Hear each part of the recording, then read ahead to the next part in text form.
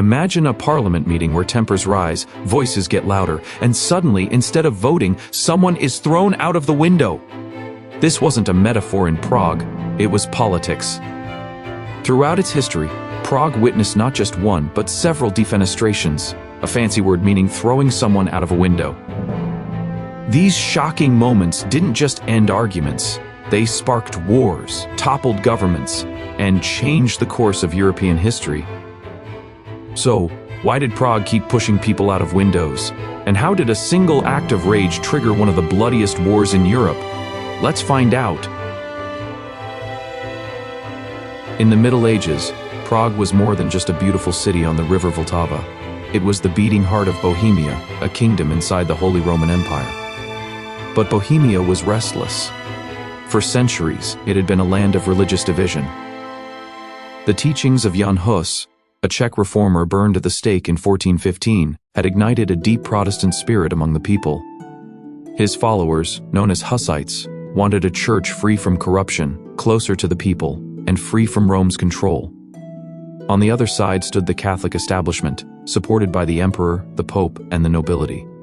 Prague became a powder keg, ready to explode at the smallest spark, and that spark came in the summer of 1419. July 30th, 1419.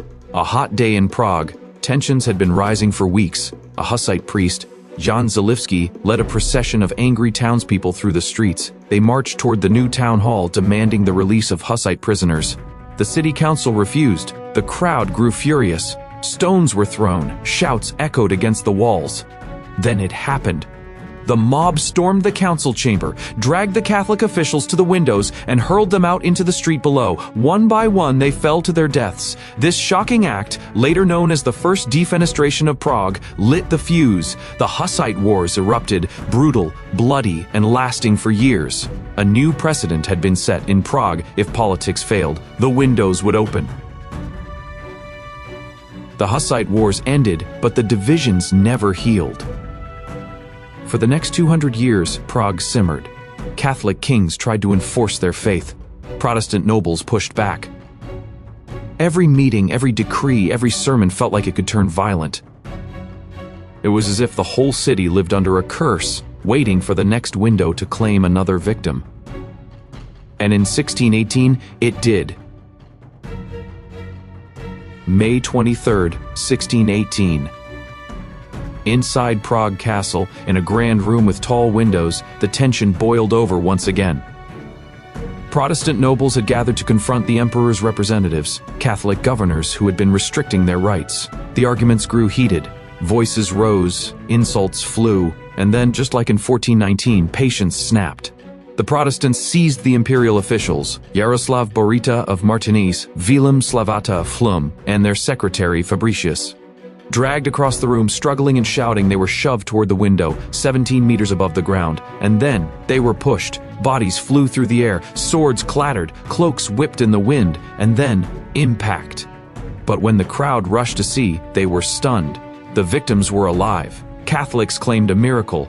Angels had saved them. Protestants mocked nonsense. They had simply landed in a giant pile of manure. Either way, the event became known as the Second Defenestration of Prague, and this time, the consequences would be far greater than before.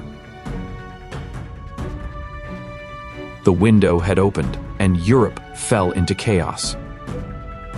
The Defenestration of 1618 didn't just spark local riots, it ignited the 30 Years' War, one of the longest and deadliest conflicts in European history.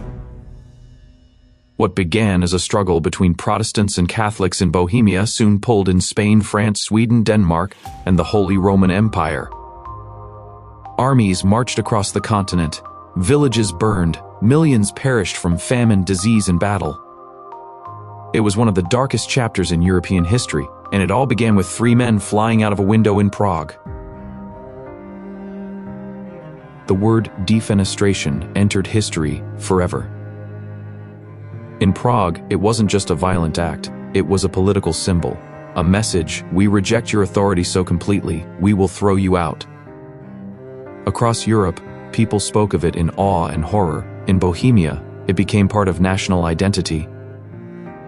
Even today, The word defenestration is remembered not as an abstract term, but as a very real, very dramatic moment that changed the world. So, what do we take away from Prague's windows of death?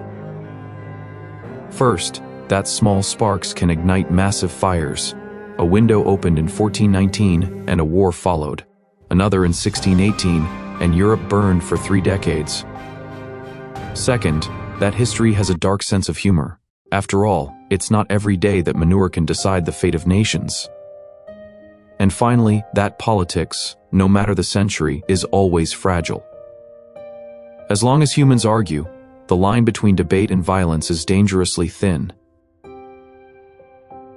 The Defenestrations of Prague remind us that sometimes, history doesn't just turn on speeches or battles, but on a single shocking moment of rage. If you enjoyed this story, don't forget to like, subscribe, and join me for more bizarre tales where fact is stranger than fiction. And remember, in Prague, history was written out the window.